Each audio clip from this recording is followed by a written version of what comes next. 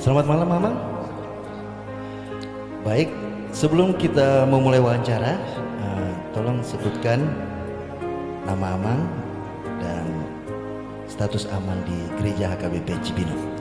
Baik, terima kasih. Nama saya Sintua Joni Siagiang. Ya.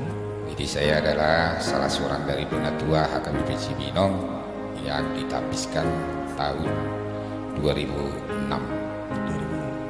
Dan saya menjabat sebagai Ketua Partaun, yaitu periode 2016 sampai dengan 2020. Demikian. Oke, Amang. Jadi kita mulai wawancara ini, Amang.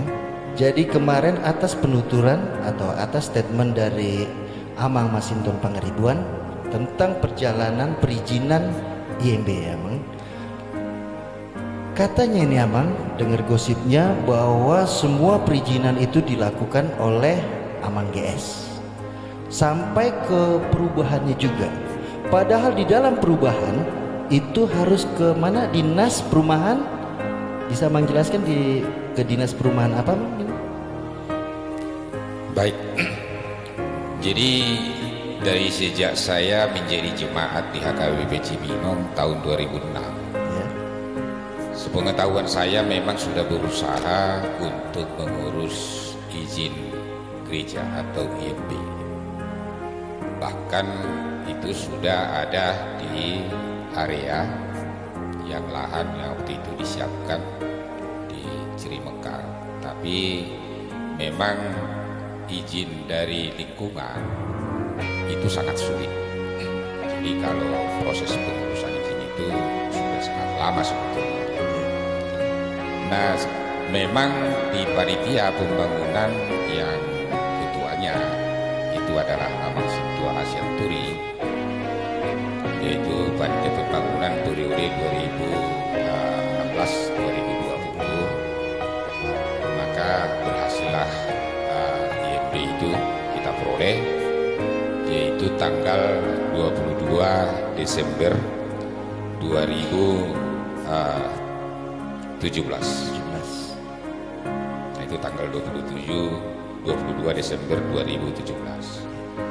Nah, sebenarnya oleh panitia pembangunan ada dua izin yang berhasil mereka urus, yaitu IMB gereja, kemudian izin pembangunan jembatan akses dari lahan gereja ke Jalan Raya Bogor, yaitu dari Dinas Pengairan Provinsi di Bandung.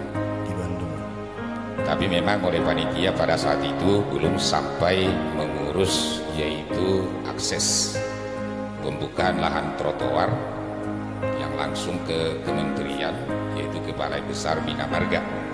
Dan itu saya waktu itu yang melanjutkan untuk melengkapi, yaitu jembatan itu.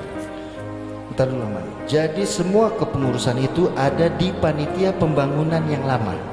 Nah, kalau kita bicara izin IMB itu kan dari mulai izin lingkungan, jadi banyak itu prosesnya sampai akhirnya keluarlah IMB, yaitu dari DPMPTSP Kabupaten Bogor. Itu sangat panjang, ya. Jadi itu oleh panitia pembangunan yang kemudian mundur, mereka yang mengurus itu. Namun karena memang di rapot kuria, yaitu rapot kuria tanggal 27 April 2018, di mana pada saat itu karena memang sudah suasananya tidak lagi kondusif, maka panitia pembangunan mundur. Yang kemudian pada rapot kuria tersebut ada keputusan, yaitu yang pertama adalah bahwa gambar bangunan gereja yang oleh konsultan perencana yang ditunjuk oleh panitia pembangunan, yaitu Haryana Pura Perkasa, di mana bangunan itu pakai basement. Kemudian di rapot kuria diputuskan tanpa basement. Yang kemudian posisi gereja agar tegak lurus ke Jalan Raya Bogor. Nah, itu putusan di rapat Huria tanggal 27 April 2018. Selesai rapat Huria, bulan Mei 2018 dimulailah pembangunan, yaitu dari pemasangan turap di kali yang di batas gereja ke Jalan Raya Bogor, dan juga pembangunan yaitu jembatan akses ke Jalan Raya Bogor. Itu dimulai di bulan Mei.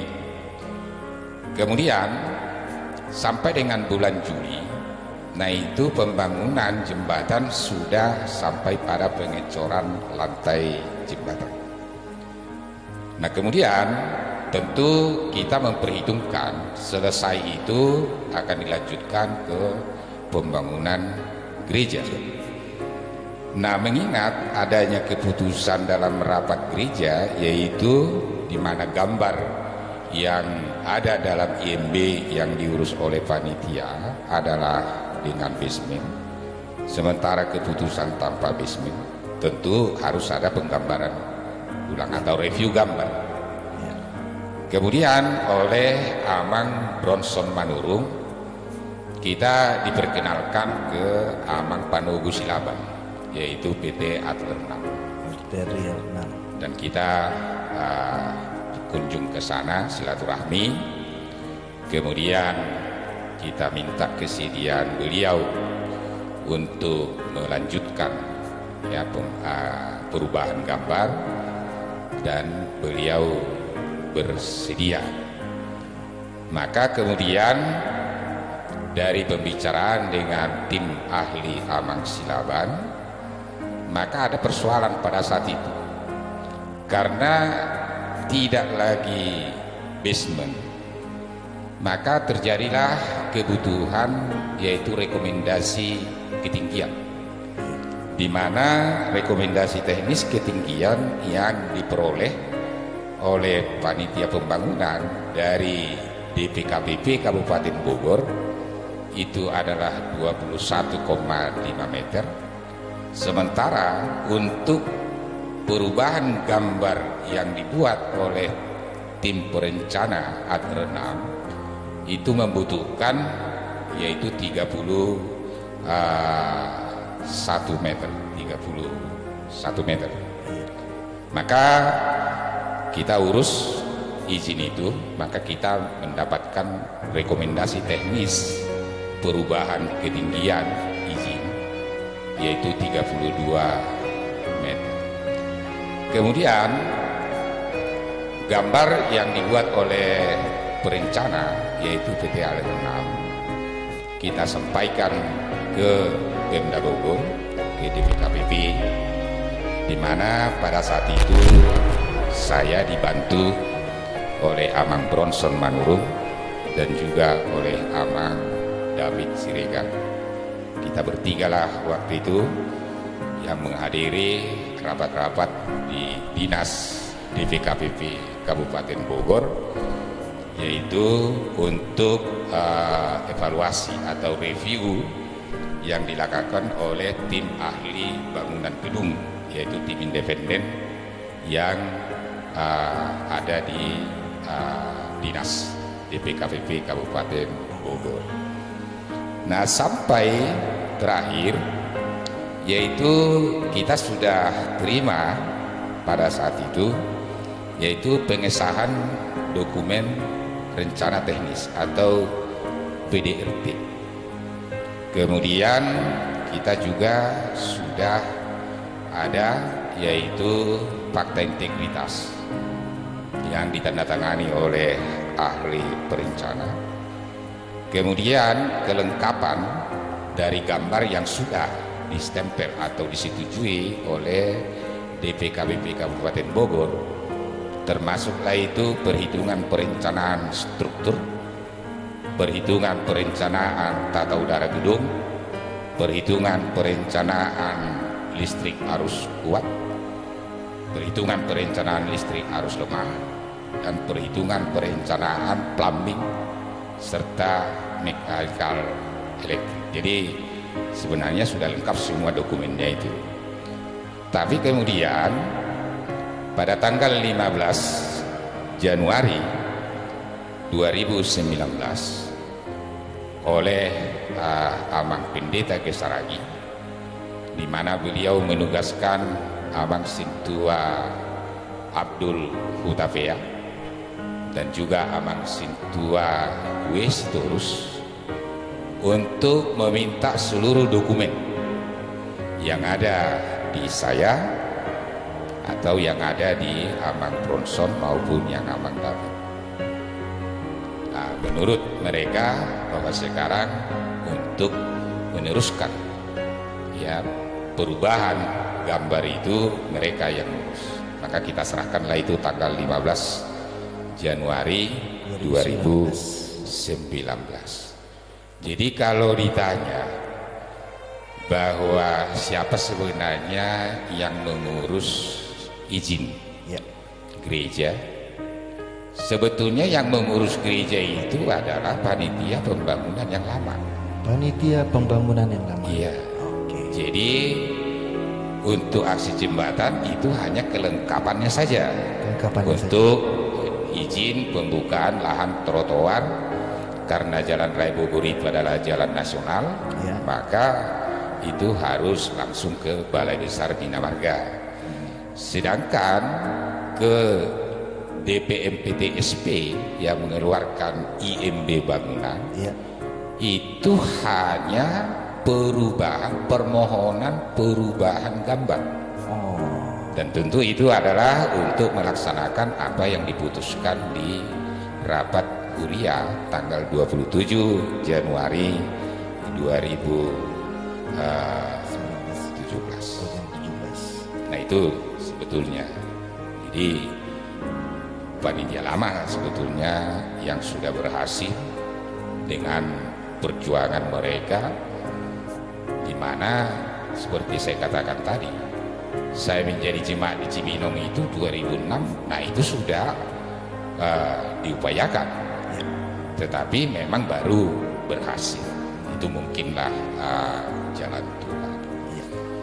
Jadi kalau menurut saya memang begini, memang banyak beredar cerita tentang pembangunan gereja Cibinong sampai kemudian terakhir yaitu adanya mempertahankan dan penolakan terhadap keputusan pucuk pimpinan yaitu atas Pendeta Reso. Kalau menurut saya begini, tak siapapun ini ya, pihak yang ada dua pendapat atau pandangan yang berseberangan, tapi janganlah kita membangun opini yang bisa menyesatkan orang, khususnya terutama jemaat. Dan jangan sampai kita melakukan justifikasi dengan segala pembenaran-pembenaran, bahkan pembohongan-pembohongan publik. Karena itu saya harus katakan, mari kita ingat ya sebagaimana firman Tuhan dalam Lukas 8 ayat 17. Apakah ada orang menyalakan pelita tetapi menutupinya dengan tempayan, atau meletakkannya di bawah tempat tidur? Tentu tidak, harus diletakkan di kaki dia supaya semua terang benderang. Karena itu kalau kita ingin membuat kuria atau gereja HKBP Cibinong menjadi benar dan transparan, jadilah orang yang menyalakan pelita di atas kaki dia. Jangan tutupi dengan tempayan dan jangan taruh di bawah tempat tidur, karena itu namanya pembohongan. Demikian mungkin pandangan saya. Mudah-mudahan Tuhan memberikan hikmat bagi semua orang. Baik. Baik Amang, saya akan masuk lagi ke pertanyaan selanjutnya. Oke. Oke, jadi Amang telah terangin semuanya soal perjalanan IMB tadi. Baik, sekarang untuk review gambar itu bagaimana Amang? Amang yang mengurus atau ikut juga Amang GS? Jadi selama kita itu menghadiri undangan dari DPKPP Ya. oleh tim ahli bangunan gedung yang independen yang ada di Dinas Kabupaten Bogor, yang hadir di sana adalah Partaun, di mana saya sebagai ketua, kemudian saya juga ajak anggota Partaun yang lain, yaitu Amang Sintua R. Nababan dan Amang Sintua Sinaga bersama dengan sebagai Partaun. Kemudian Amang Bronson Manurun juga hadir karena beliaulah sekaligus mendampingi tim ahli dari konsultan perencana. Jadi selama kita itu hadir dalam rapat undangan dari Dinas Perumahan dan Kawasan Pemukiman dan Pertanahan Kabupaten Bogor, seingat saya sekalipun tidak pernah Amang Pendeta Gesaragi itu ikut hadir di sana. Karena memang surat undangan atau panggilan untuk menghadiri rapat itu adalah kepada saya. Karena saya di situ adalah mewakili HKBP Cibinong sebagai ketua Partaun, sehingga semua surat permohonan untuk perubahan gambar atas IMB yang sudah keluar diurus oleh panitia pembangunan yang lama itu adalah surat saya. Oke. Jadi semua sudah terang benderang nih Amang. Iya. Oke, sekarang pertanyaan terakhir. Bagaimana pendapat Amang semenjak bekerja sama dengan Amang GS ini sampai Amang dapat surat cinta? Ya, coba terangin kepada kita ya. Bagaimana pendapat Amang? Nah, ini pertanyaan yang sulit dan berat. Tetapi kalau orang bertanya, kita tidak jawab, bisa marah ya. Betul Amang. Nah kalau saya tidak jawab, marah nggak? Nggak juga Amang. Berarti nggak usah saya jawab lah. Tapi banyak yang ingin mengetahuinya Amang. Oke. Iya. Nah kebetulan pas saya periodenya ketua Partaun 2016, beliau juga diucapkan jadi pendeta resort 2016 ya, jadi hanya duluan saya beberapa bulan.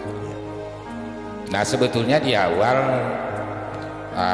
cukup baik komunikasi kami, tetapi kemudian ke belakang memang terjadi perbedaan pendapat dan juga perbedaan sudut pandang.